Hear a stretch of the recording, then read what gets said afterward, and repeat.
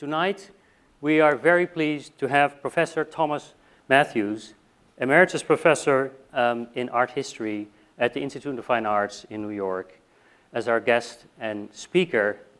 He will lecture about a fascinating topic, I can say as an art historian, because he's going to address the theme, an Egyptian Pantheon at the origin of European painting. Professor Mathews received his PhD in 1970 at the Institute of Fine Arts in New York, and the title of his dissertation was The Early Churches of Constantinople, Architecture and Liturgy, which was published at University Park, Pennsylvania, State Press in 1971.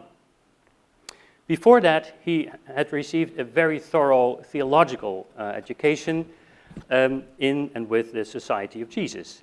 And immediately almost after he graduated in 1970, 3 years later already was professor of art history at UCLA, and in 1975 he was appointed professor of history of art in New York.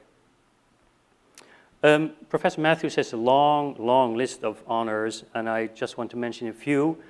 Even before he finished his dissertation, he got a Samuel Kress Fellowship in the Hertziana in Rome. He later got a Guggenheim Fellowship.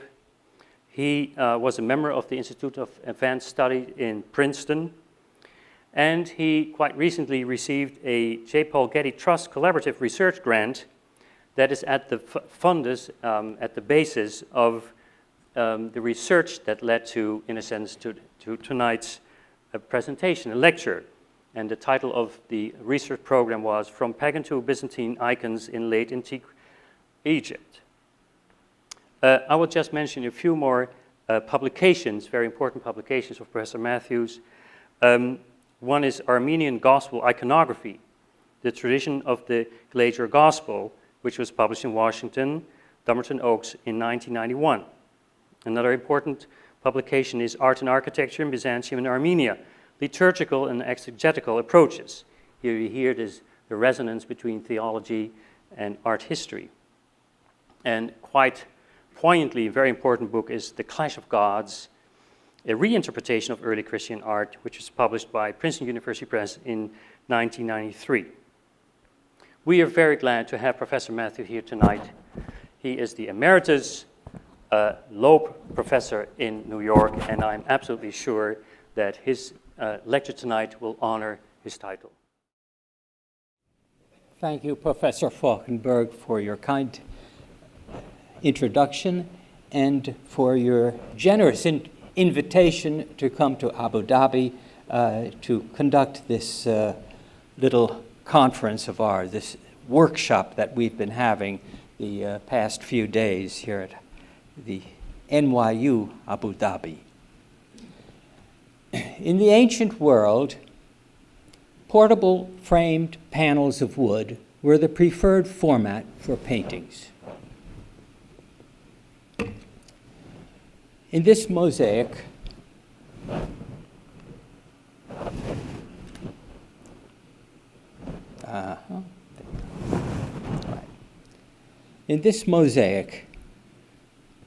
from a villa near Antakya in Turkey, we find a young man pining away over a portrait of his beloved in a panel painting. See? The painting he holds in his hand is hardly more than a hand span in height, enclosed in a carefully fitted wooden frame. This is what we call a panel painting, or an easel painting. Panel painting served a wide variety of purposes in the ancient world, from personal keepsakes to ambitious narratives teeming with animated figures. Impressionable young men might fall in love over them. The Greeks would pile them high in their temple treasuries. This mosaic in the Vatican shows a rustic shrine with a statue of Dionysus, at whose feet a devotee has deposited a panel painting of the god. See? There's the statue of Dionysus there, with a bunch of grapes in his hand, and there's a little painting, one assumes, of the god himself, left there in thanksgiving for a favor. Dionysus was the god of fertility and the patron of flocks. In panel paintings, the ancient Greek artists of the 5th century had mastered the problems of light and shadow, perspective and foreshortening, realism and psychological subtlety. But none of their paintings survived. Wood is a very fragile material, destroyed by rot and fire and human use. This conference was called to announce the discovery of a set of over 60 wooden panel paintings from Roman Egypt. Now, for the first time, this important genre of ancient art, hitherto known only in written sources, makes its appearance in fairly copious physical evidence. This detail of one of the paintings in the Museum of Egyptian Art in Cairo illustrates the high quality attainable in these works of art. Son of Isis, Horus was regarded as the patron and protector of children, and his bunch of grapes identifies him with Dionysus, the god of fertility and wine. The paintings we have assembled come from Egypt, though many of them are now in collections in Europe and America, and they cluster together in the 1st to 3rd centuries of the current era, with one as late as the 7th century and one as early as the 4th century before the current era.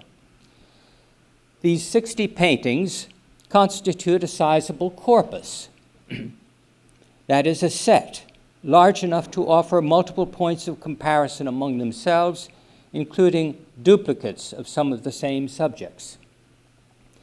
The discovery of this set of paintings embraces 3 separate areas of study, which have been the work of the 3 teammates in this project. I would like to tell you briefly and superficially, I'm afraid, of their findings in more or less chronological order, starting with the work of Norman Muller, conservator of paintings at the Princeton University Museum of Art, who has been examining the Greek origins of these paintings. This Asyut College panel is of a goddess still to be identified, but missing its frame. Muller poses as a scientist, but I think he's a magician.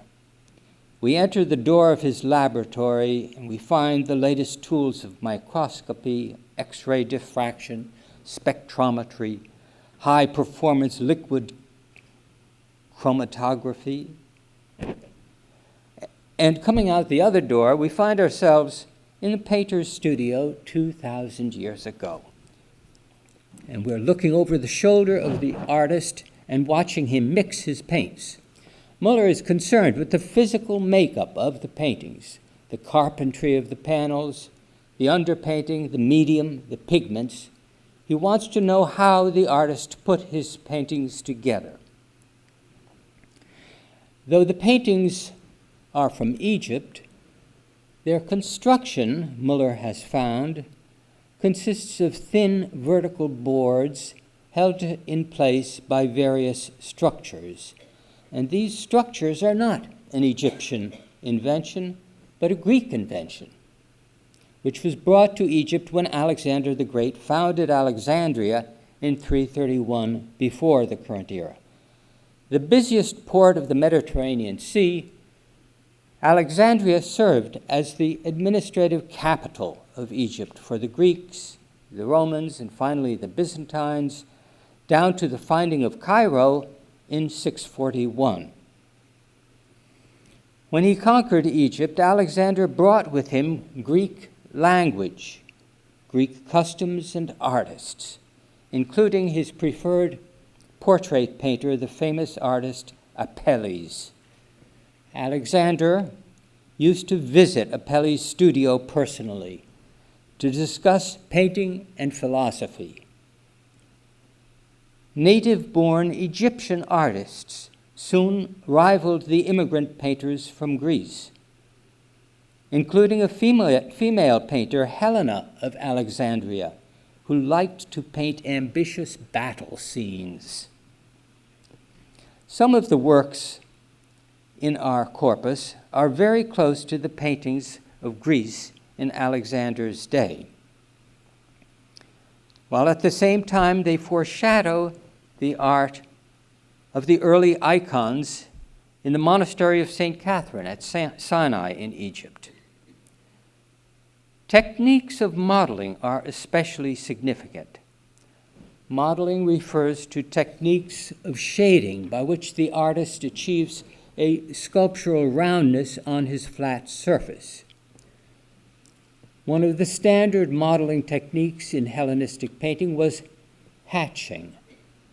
That is, the application of parallel cross-hatched strokes of increasingly darker values of red and brown toward the shaded portions of the figure.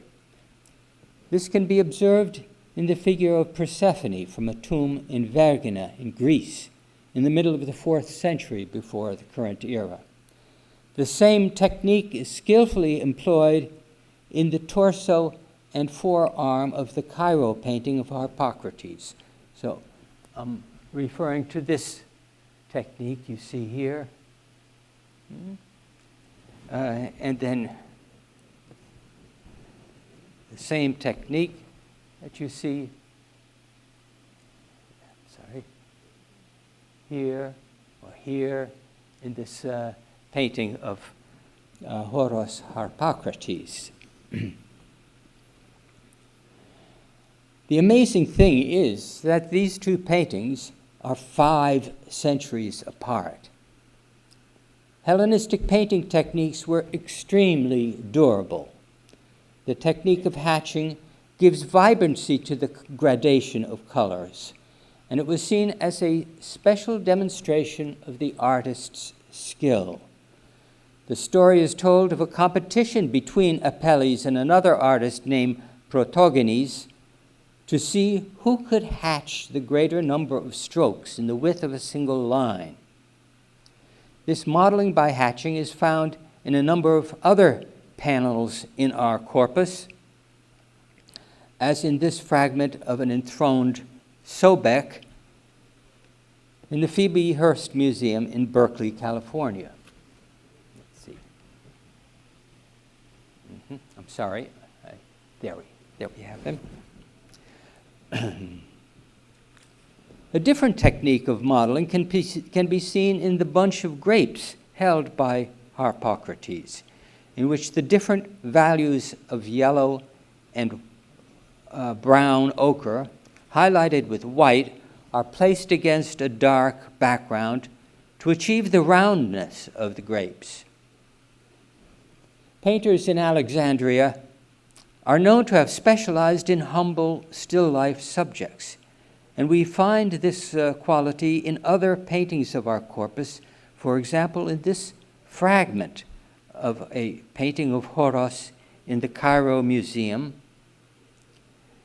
in which the artist demonstrates his skill in juxtaposing the variety of textures of hair and flesh and flowers and feathers. This detail is of the forehead of Horos. He was a god of the sky, and he wears a hawk in his hair, a god especially dear to Abu Dhabi. In the ancient times, artists prepared their own paints, grinding and mixing the ingredients in their studio, which was a dangerous chemistry. Colors such as white lead and orpiment, which is arsenic sulfide, are highly toxic. The yellow in Harpocrates' grapes Muller identifies as ochre, which is a harmless earth color. but identifying the chemical components of ancient paintings is as complicated as making them. Big improvements were made in the 1990s, which have made Muller's research especially timely. His report reveals that the range of colors in our panels was similar to that in Greek and Roman paintings found throughout the Mediterranean region. This is the earliest panel in our corpus, a panel from Saqqara in the time of Alexander the Great. It's now in the British Museum, where conservators have identified white lead, the toxic substance, vermilion, and arsenic yellow, and Egyptian blue. In other of our panels, Muller identifies the whites of gypsum, calcite, white lead, blacks of carbon black, Egyptian blue and indigo, yellow ochre, orpiment, jarosite, massicot, just to recite the whole palette of colors. The reds are red ochre, vermilion, and hematite. After preparing his pigments, the next step of the painter was combining them with a medium or a binder that would hold the pigments to the surface of the painting. The identification of wax in some of the mummy portraits from the Fayum led art historians to suppose that melted wax or encaustic was the standard medium of antiquity. However, improvements in testing methods, especially, for example, in gas chromatography, have given us a great deal of new evidence in the past 20 years, and we now know that egg tempera was as widespread in the Mediterranean and perhaps more widespread than encaustic. In our paintings, Muller finds the egg was usually combined with a gum or a glue. This has been identified in ancient paintings from Pylos in the tomb of Eurydice, in Vergina, and in other Hellenistic paintings. In the goddess from Saqqara, whom we saw a moment ago, there was a gum binder, and the same in this enthroned god from Berkeley that we have repeated here on the screen. This was, the adhesive was analyzed in the National Gallery of Art in Washington, D.C., and it consisted of egg yolk and glue. So Muller's extensive testings and analyses have demonstrated not only the material ingredients, but the artist's painting methods were developed in the Greek world.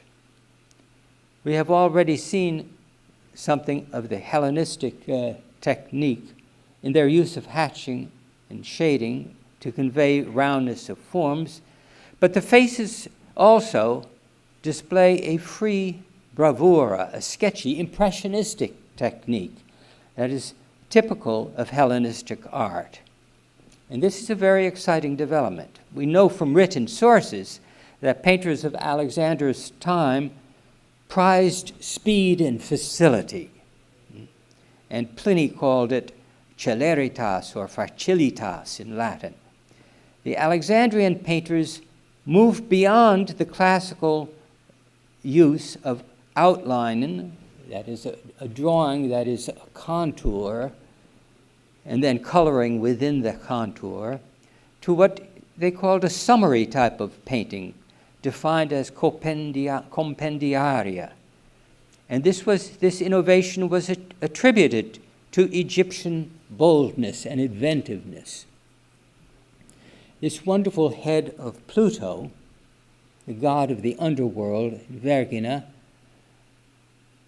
may in fact be an original work of Nicomachus, but it demonstrates this fusion of painting and drawing.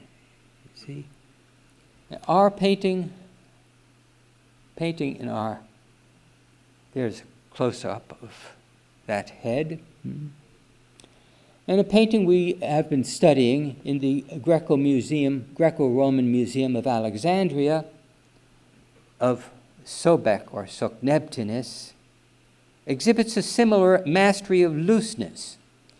A great deal of the pigment is missing from this surface, but even so, if you look at the drawing of that's on the painting, look at the lines in the beard, you see, and in his hair here, and the free slash of highlight on the god's nose. You get a sense of this impressionistic style of painting, this looseness of manner. But the most exceptional example is the deified Emperor Septimius Severus in this wonderful painting in Berlin. It's the most famous painting in our corpus of paintings. Painted in 198 of the current era, the Egyptian Museum of Berlin purchased the work in Egypt in 1931. The drawing of these expressive lines on top of the painting conveys a nervous, lively feeling to the entire painting. As you can see, the basic task we have set for ourselves in investigating the new corpus of panel paintings from Egypt has been to define their position. I have a close-up of that. You can study that for a minute. Our object has been to define the position of these panel paintings within the world of ancient art. Vincent Rondeau of the University of Lille and the Centre National de Recherche Scientifique is the distinguished Egyptologist on our team. He has spent 20 years now excavating in Egypt and the Sudan, and in June he was the recipient of the Clio Prize for Archaeology for his excavation of the Temple of Amun on the island of Meroe in the Sudan. In the course of our research, Rondeau has completed what one can only call an encyclopedia of our panel paintings, a grand 2-volume work entitled The Last Faces of the Gods of Egypt, which was accepted as his habilitation at the University of Lille and will be published by the Sorbonne. For Rondeau, the problem of placing these paintings in ancient art is a problem defined as syncretism. In the wake of the internationalism of Alexander's conquest, it became more usual to identify the gods of various nations, thus producing cults of mixed nature called syncretism. Possibly the most famous example of this syncretism is the appearance of a god called Serapis in Egypt, an invention of the Alexandrian period. And our corpus of paintings supplies us with an excellent example of this in the Getty Museum in Malibu, California, which is dated by radiocarbon to the turn of the millennium. The painting demonstrates the syncretism by which the image of the Greek god Zeus, seen, for example, on this coin of the Emperor Licinius in 321, was transformed into this Egyptian god.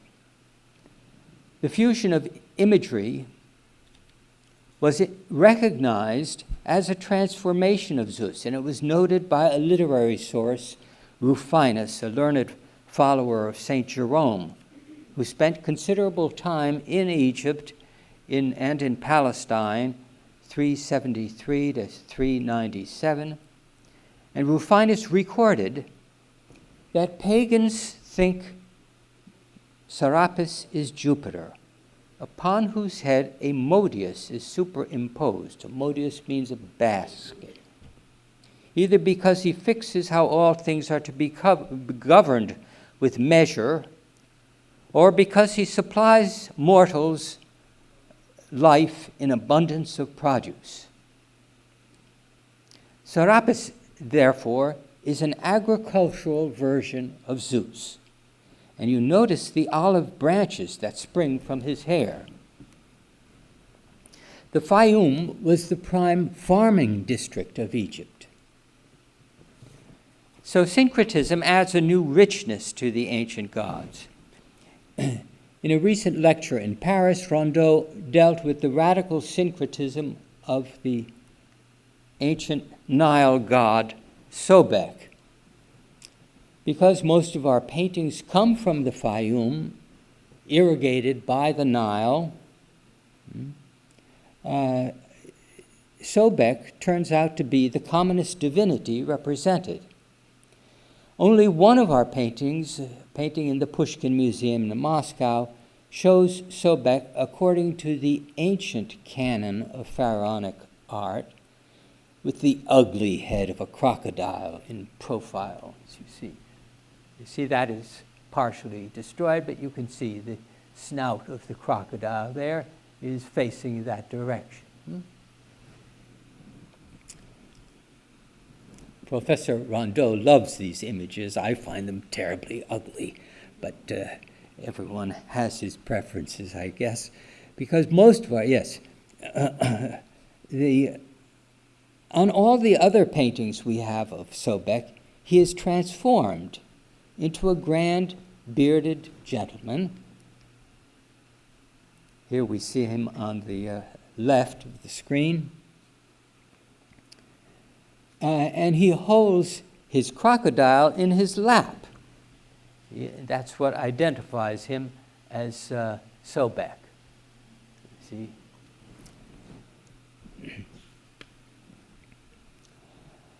And he poses like Zeus, who holds thunderbolts in his lap. This example is a painting found in Teptinis by the archaeologist Otto Rubinsohn in 1902. And in this painting, Sobek gathers his mantle over his head, you see. And he also holds a hooked scepter in his right hand, like the god Kronos, the god of time, who is the father of Zeus. So there's a double syncretism taking place. In papyri, the god is often given the hyphenated name, Sobek Kronos. Thus, the Egyptian god, according to Rondeau, has taken on the characteristics of two of the most ancient of the Greek gods. The syncretism of individual gods lets them expand their meaning by adopting the traits of foreign gods. But syncretism also worked on the collectivity of the gods by expanding the Pantheon to assimilate foreign gods. If Muller is our magician, Rondeau is our Sherlock Holmes, or Hercule Poirot for his detective work.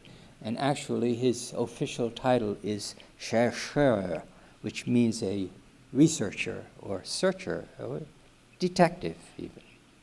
And he is famous for his putting together fragments of evidence.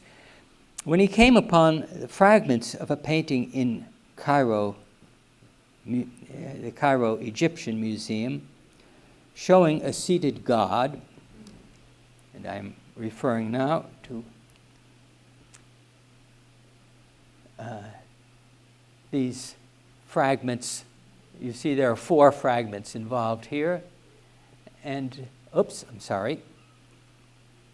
And the fragments on the right and left are in Cairo.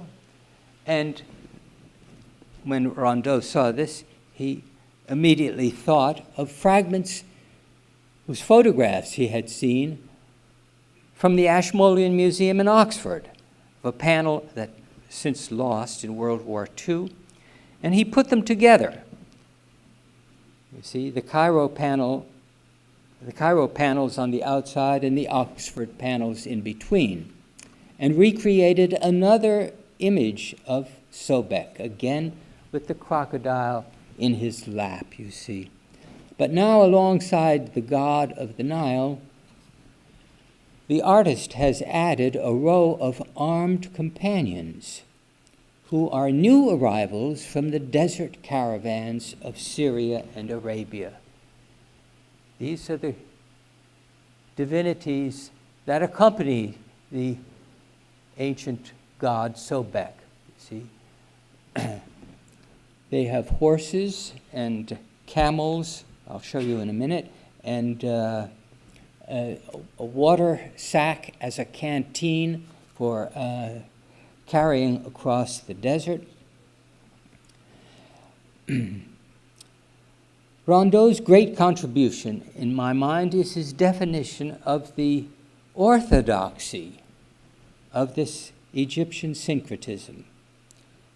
Late syncretism did not imply an abandonment of the orthodoxy of Egyptian pagans, but an expansion and a redefinition of that orthodoxy. The study of Egyptian theology was seriously pursued by temple savants down to the end. In the course of the excavation of the principal temple of Teptinus, the temple of Sokneptunus, of which Rondeau has published the monograph, they discovered a library of the temple with its papyrus manuscripts. The library included copies of inscriptions from the Valley of the Kings 12 centuries earlier. It included an encyclopedia of all the names of the gods, and a Book of Fayum, it's called, which is a manual of the theology of Sobek. So theologians of the time, that is the first centuries of this current era, were still involved and devoted to their ancient theology. In another panel studied by Rondeau, this troop of armed gods appear in syncretism with the god Horus, whom we encountered before, identified with the hawk in his hair. Horus is polyvalent, a god of many roles. He's defined in a rich, if inconsistent, theology. He is the hawk sky god. He is the son of Isis and Osiris in the cosmic struggle of the death and resurrection of Osiris. He is the champion of the unification of Egypt, and therefore protector of the king, but he was also a naked child god with the sidelock of youth and a finger in his mouth, protector of children against snake and scorpion bites. Horus was represented in the center of this panel here, and evidently he was also represented in the center of this triptych. The panel doesn't survive, but Rondeau has persuaded us of this in his reconstruction. This was in the Berlin Museum before World War II, and we have photographs of it. The armed gods who accompanied Horus in this new pantheon are identifiable as Arab caravan gods by their mounts of dromedaries and horses and the equipment of skin water pouches for the desert. They remain, unfortunately, nameless. In Palmyra, the most prominent caravan god is Arsu, but his iconography is not consistent, so it's hard to identify him in our panels.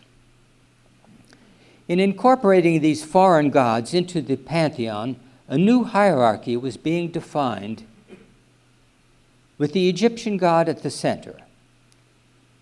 Syncretism represents a serious attempt to reconcile these foreign gods with the ancient pantheon of Egypt and to define their relationships to the principal Egyptian gods. Rondeau has carefully defined the makeup of the Egyptian pantheon in its very last phase. It doesn't last much longer than these images. My own contribution to this workshop looks beyond the horizons of the ancient world.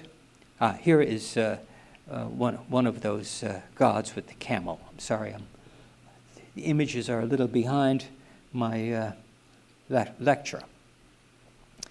My own contribution to this workshop looks beyond the horizons of the ancient world to define the place of these paintings in the long history of art. I want to be the bridge builder of the project, the bridge builder. And I would like to demonstrate the connections of this art to subsequent European art. These panels do not stand alone, but in fact are connected with the main development of European painting. And the connection, or bridge, from one to the other is icons. Icons are wood panel paintings of Christian subjects, and the most important collection is that at the monastery of St. Catherine in Sinai in Egypt. Mary Enthroned is in the Sinai collection. Let's see, have I gotten ahead of myself? I have. That's all right. And we'll see her in a moment.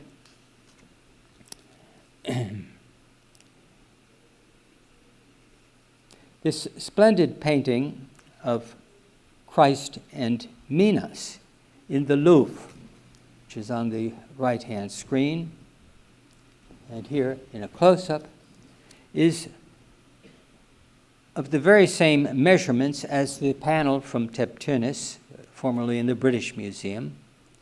And like the pagan panel, it displays two holy figures, haloed, standing side by side. You see there they are, the two paintings to be compared.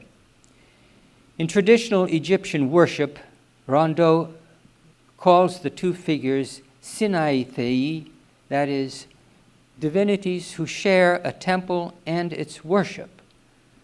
On the left is the god to whom the temple is dedicated, while on the right is a guest god who's invited to share his worship and veneration. So the Louvre icon, the Christian icon, we might imagine was placed in a shrine of St. Minas. He has recently been firmly identified as an 8th century prior of the monastery of Bawit in the oasis of the Libyan desert. The inscriptions in Coptic are important, for there are no inscriptions, that is to say, in our pagan panels, the gods are not usually named. And the inscription here names Minas, the prior, and Christ, and gives Christ the title Sotir, which is a divine title common for ancient pagan gods, such as Asclepius and the divinized pharaohs. And in Hebrew, of course, the name Jesus means Sotir, or Savior. One might say that in the Christian icons, the old pantheon has been expanded and shifted, yet the image language remains basically the same. Whether one looks at details of construction or composition or iconography, the Christian panels appear strikingly similar to their pagan precedents. I will mention only one special feature, which we've already glimpsed, and that is the extraordinary invention of the triptych. We'll return to this in a moment. This is the painting from Sinai of the Mother of God, and we compare her with Isis, who shows up in two of our earlier panels, a panel and a fragment of a wall painting.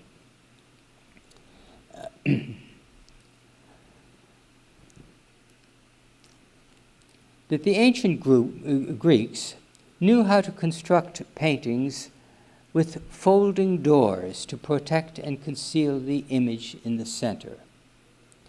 The doors, however, are not painted. As you see, this is a representation of one of the ancient panel paintings, and it shows little doors on the outside, and you can see that these doors would fold over and protect the image, but there's no painting on the doors themselves, you see. The extension of the painted surface onto the doors, you see, you stretch the painting onto the doors, is an invention of Roman Egypt, and this makes the painting into a folding three-part painting, which is a true triptych. And here are a pair of panels in the Getty Museum that were part of such a triptych. And this was an invention of the panels that we are working with.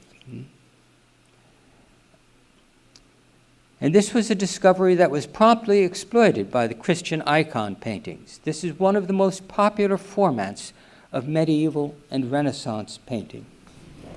Here's another example in our corpus.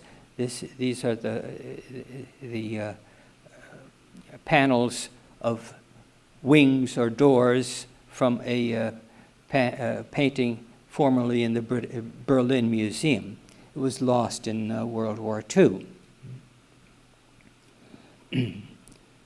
So this is where one gets a true triptych. And this was one of the most popular formats of medieval and Renaissance painting in Europe.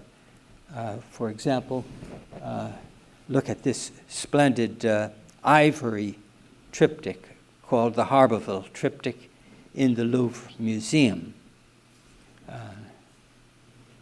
Even the format of putting two rows, two registers of figures is very like the format of the doors on the panels from Berlin.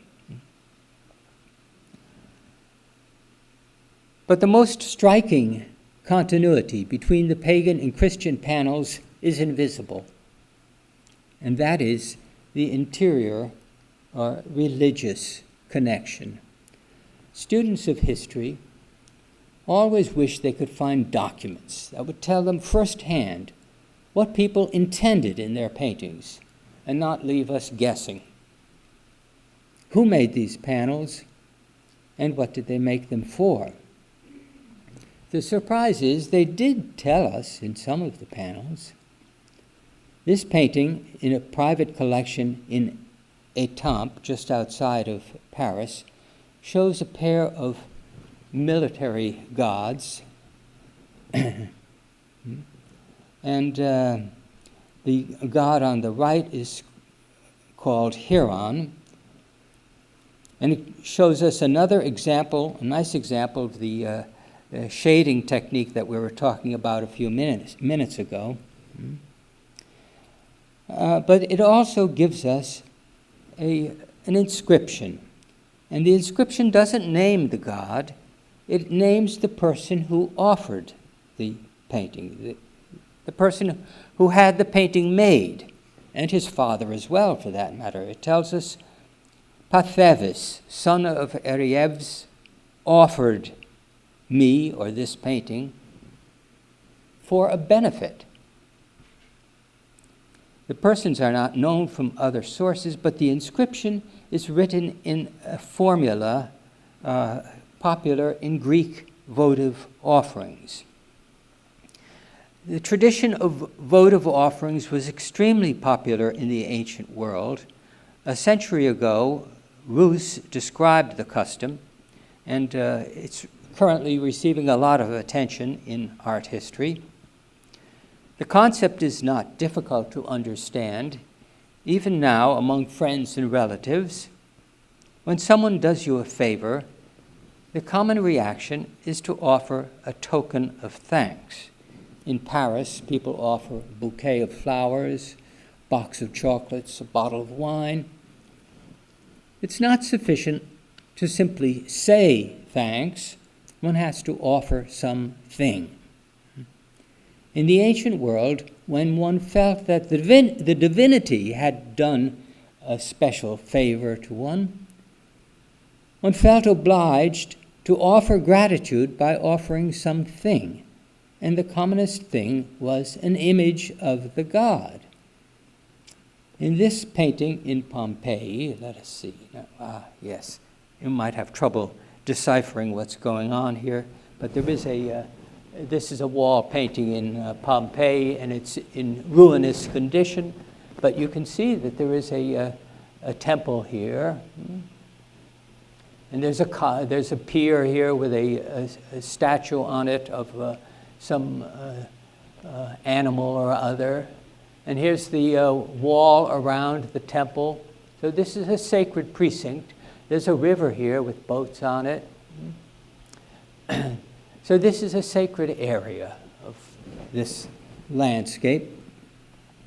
And someone has come to this temple and offered two different gestures of thanks. One is a pile of fruit.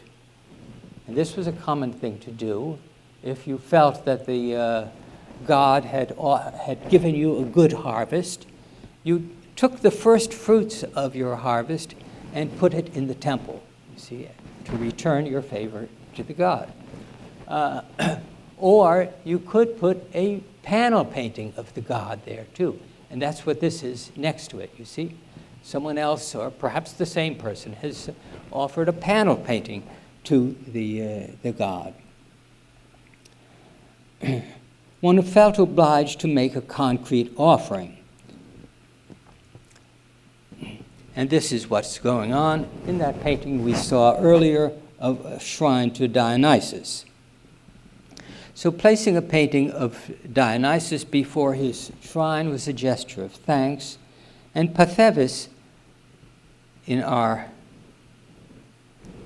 painting, had obviously received a benefit, he says, for a benefit, for which he had to thank Hieron. The paintings are acknowledgments of the favors received from the gods. There are numerous examples of this in Roman art, and the most splendid is certainly the portrait of Septimius Severus and his family in Berlin that we saw earlier. The votive offering of this imperial portrait, or the votive offering of imperial portraits in the temple, in temples of Oxyrhynchus, is documented in a papyrus. They were offered in thanksgiving, we imagine, for the visit of Septimius Severus to Egypt in 199, and 9 such paintings are listed in the different temples around Oxyrhynchus. The first mention of a Christian icon in the Acts of John in the 2nd century also describes a votive offering. Or to cite, this is what the Christian paintings look like. The first such painting mentioned is of an apostle, St. Peter, and you can imagine he looked like this image. It's of an apostle, St. John, and you can imagine he looked like St. Peter. Or to cite another example that university students here may appreciate. In the 6th century, 3 students of the University of Constantinople, Emilian, John, and Agathias, were so delighted when they passed their final exams in law school that they pooled their meager resources together and commissioned a painting of the Archangel Michael. And they offered that, you see. This is a painting of an archangel here on the right, you see. My story of the bridge is too long to sketch in this lecture. Fragmentary though they are, our panel paintings of Roman Egypt belong to the main trunk of the history of European art. Or to put it the other way around, the history of European art is continuous with the history of ancient art in Greece and Egypt. The most common subject in Western art is the Madonna and Child. And our fragments from Egypt document her origins in the iconography of Isis. Notice how the painting of Mary, the mosaic of Mary, repeats the very same gesture that Isis has in the panel painting, the fragmentary panel painting we have in the middle there. See this, oops, yes, I'm pointing to this gesture, and look at this hand here, and look at this hand here, you see.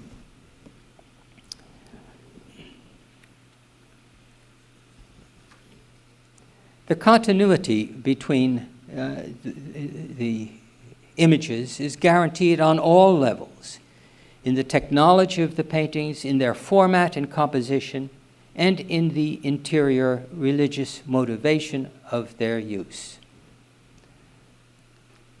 This grand painting of Giotto, of the enthroned Madonna, around the year 1310,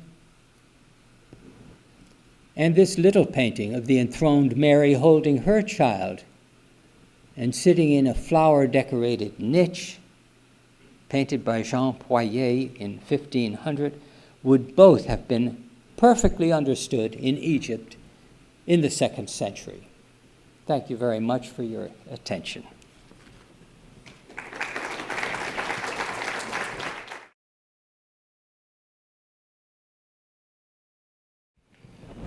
Professor Mathews, thank you for a very intriguing presentation. And I'm someone who's quite interested in Orientalism, both in art form and in politics. And this is quite a revelation to me, in fact, particularly the early slides that you had shown.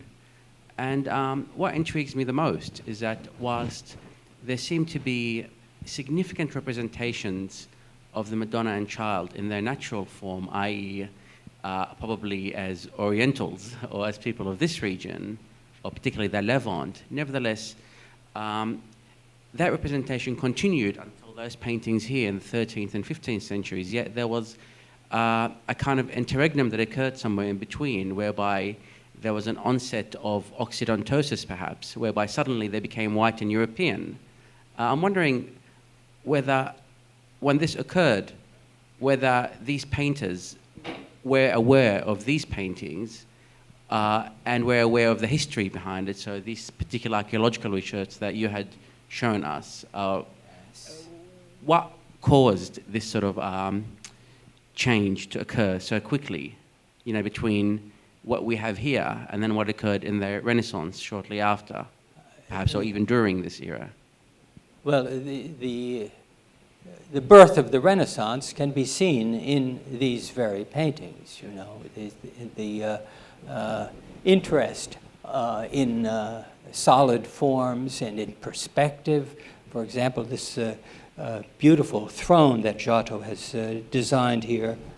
You see, look at this, the side panels of this throne that project out into space toward us, you see, and the piling up of figures one behind the other. So this is a very subtle perspective painting already. And the history of perspective is complex, and there are ups and downs in it. And there are periods when it seems to disappear, or where it's handled more awkwardly, perhaps, to a modern eye. But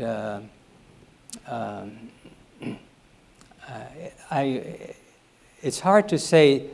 I mean, there are many breaks in the history of art, and there are many reversals and many intrusions of new elements into the continuity. But what I'm trying to say is that there is a basic continuity, and that the paintings that show up here in the Renaissance are part of the same trunk, let us say, that comes from the paintings that we are working on from Egypt.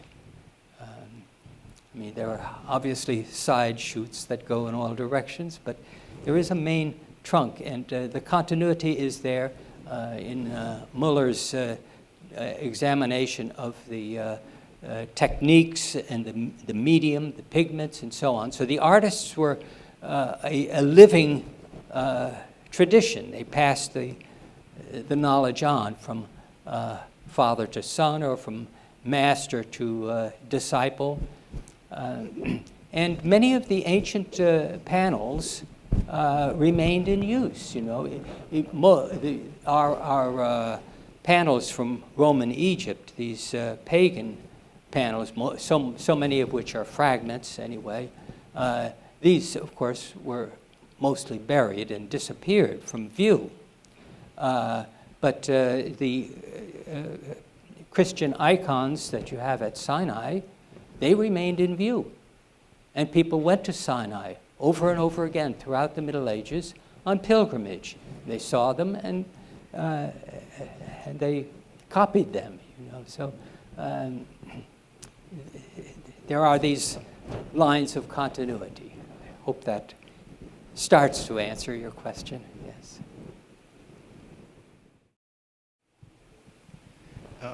Professor Mathews, if I were to think of yesterday and what we discussed in yesterday's conference or roundtable, I think we came to the conclusion, as you did here, as he summarized it here, that many of these images, pre-Christian or Christian, had a votive function, and that they were offerings, either expecting a favor or in return for a favor. Yes. Would you say that that is, that the concept of offering a votive, or in Arabic, nadr, to me, it represents a certain level of patronage, a certain level of popular belief. Is there a higher level of patronage? Is there a different level of patronage that describes the circulation of art objects? And would that higher, or I don't know, more sophisticated level of patronage perhaps engage different modes of transmission from antiquity, more royal perhaps? I'm proud to point out that Professor Tabah is a former student of mine. Isn't that wonderful? That's a very important question, and there are many lines of transmission of the antique tradition into modern times, even for that matter. And there were many different needs for religious art in the Middle Ages. And the votive need is only one of them. That has to be pointed out. There are all kinds of propaganda needs. You know, often images are meant to promote a given position or a given person. So, for example, the emperor enters into some of these images. The Mother of God, Mary, is shown with her child in the apse of the church, and the emperor is shown worshiping her in the picture. Well, the association of the emperor with Mary has a very strong political argument to it. But at the same time, even that is often a votive offering. For example, one of the nicest instances of this is the story of the Emperor Justin I, who, when he was old and decrepit and realized he didn't have an heir, a son, that is to say, to put on the throne, he skipped a generation and picked his grandson, you see. And he declared him Caesar and emperor to be, see. And on that occasion, he was so happy at what he had done that he had a mosaic made of the Mother of God at the Blachernes Basilica, and himself and his wife and his grandson worshiping Mary there, you see. So these different levels and different motivations cross over and contribute to the life and vitality of the tradition.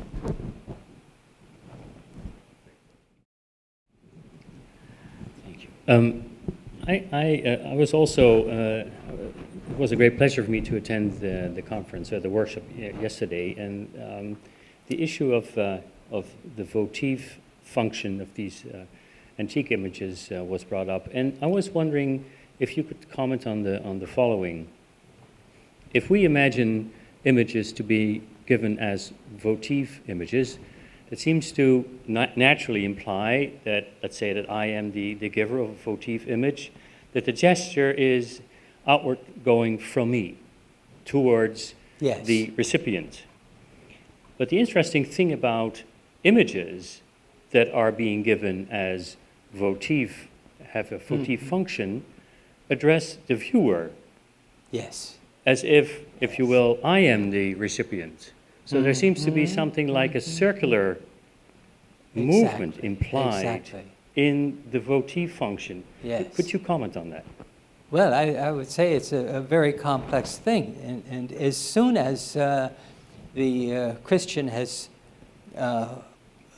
put up his votive offering, and I think this is a tradition that's, I don't have to say I think, this is a tradition that comes straight from antique pagan uses. As soon as you put up this offering, the offering becomes an object in itself, and it has a life of its own, and it attracts attention, and it attracts interest and prayers and devotions.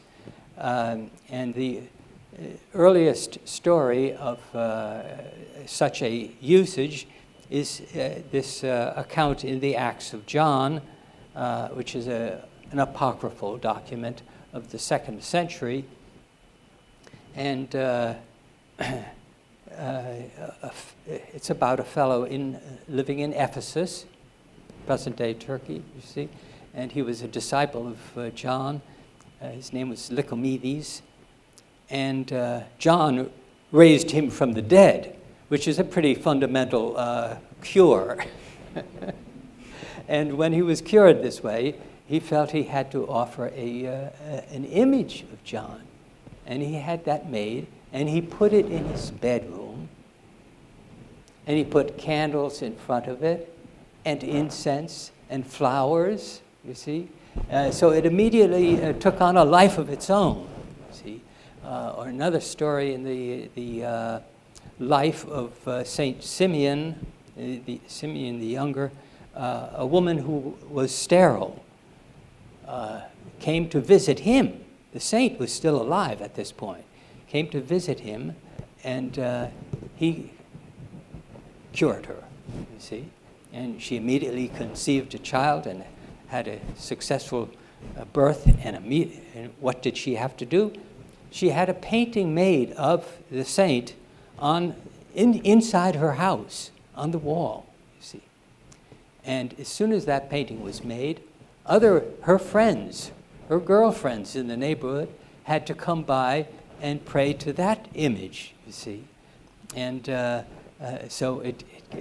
and they found that the image did just as good as the saint himself would, even though the saint was alive. And you could have gone to visit the saint if you got on a donkey, I guess, and traveled a few hundred miles. Yes. Professor Mathews, you mentioned that the shape of the mother's hand was passed down from Yes. Egypt to. When I look at these two pictures, Yes. that gesture is gone. Right? When you look at the two Yes. mother on these two paintings, Right. They're gone. So Yeah. my question is, over time, the artistic evolution, what kind of elements tend to be preserved and tend to be passed on, and what kind of elements tend to be not be passed on? Are there any patterns that you have found?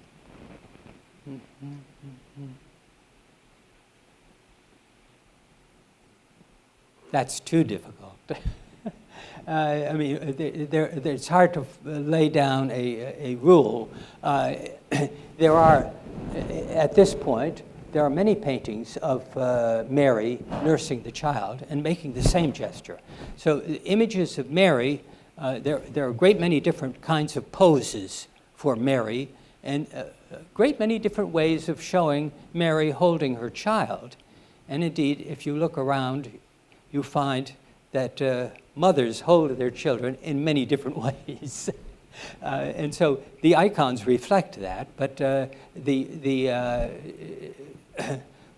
gesture of nursing the child, this continues, and even beyond these paintings.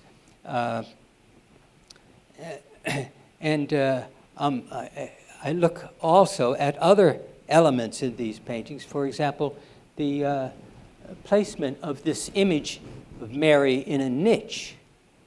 They were doing this in our paintings too. We have images that were found in Karanis. Karanis is one of the archaeological towns of the Fayum in Egypt. And they found, for example, and they found images in niches, you see, either painted on the wall of the niche or painted on panels, and the panel left in the niche. And sure enough, that's what's going on here. The niche was seen as a little temple, see? And so that element also is continued right from the earliest times down to the Renaissance. Or another element is the flowers. You see, that's a very ancient gesture of reverence, to give flowers or garlands, you know. And it's, of course, even today, you know, I was expecting Professor Falkenberg to run up with a bouquet of flowers when I finish. But you know what I mean. It's done often enough, you see. And that's, and you see here the flowers are worked into the architecture of the niche itself, you see, all around it. So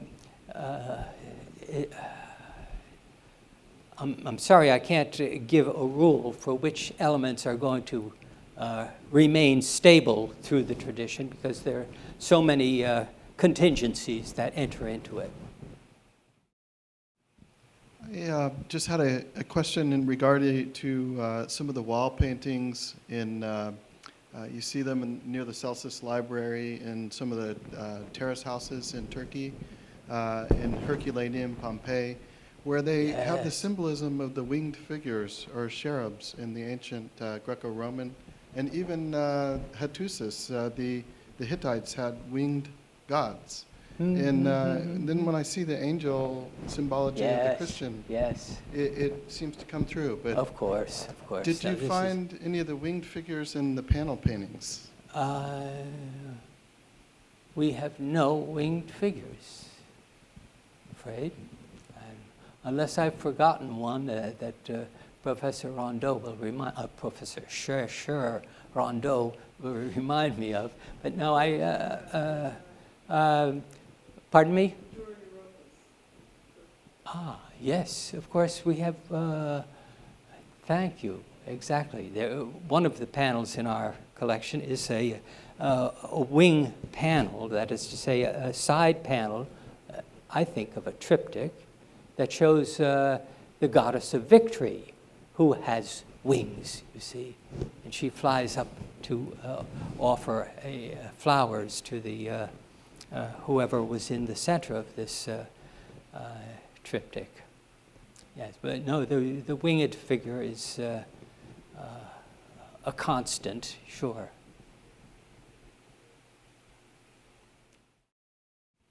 How fortunate to find these intact. I mean, maybe I know. You know, volcanic ash comes in, buries an old ancient city, and it burns all the wood. I know. So, I know. so what kind of state were they generally found in? Buried in dirt, or? In only, well, out of the 60 or so panels that we have, a dozen were found in controlled archaeological excavations. So someone went in to excavate, but they weren't excavating for the panels. Usually they were excavating for papyri. You know, papyri are ancient paper documents which were passionately treasured in around the turn of 1900, the beginning of the 20th century. People were avidly searching for these and digging for them. And some of our panels turned up that way, incidentally, you know, and usually they would be thrown into a museum and put in the depot, and no one would look at them. For 100 years, some of them have lain there unstudied. But many others, for example, the one I showed from Étampes, just outside of Paris, belongs to Nicole Thierry, a contemporary archaeologist, contemporary of ours, who bought it in the Fayoum, I don't know, 50 years or more ago. And it was on the market, you see. So these things would be found incidentally, and there'd be no details of their archaeological history.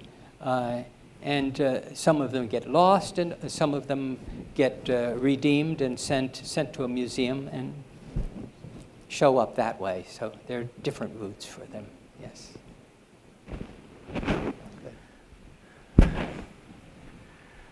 So thank you all for attending this very interesting lecture by Professor Mathews. And I hope that before you would join us for a light supper and a drink in the hall behind this room, and to make up for my omission to bring Professor Mathews a garland, I hope you join me in an audible bouquet of applause.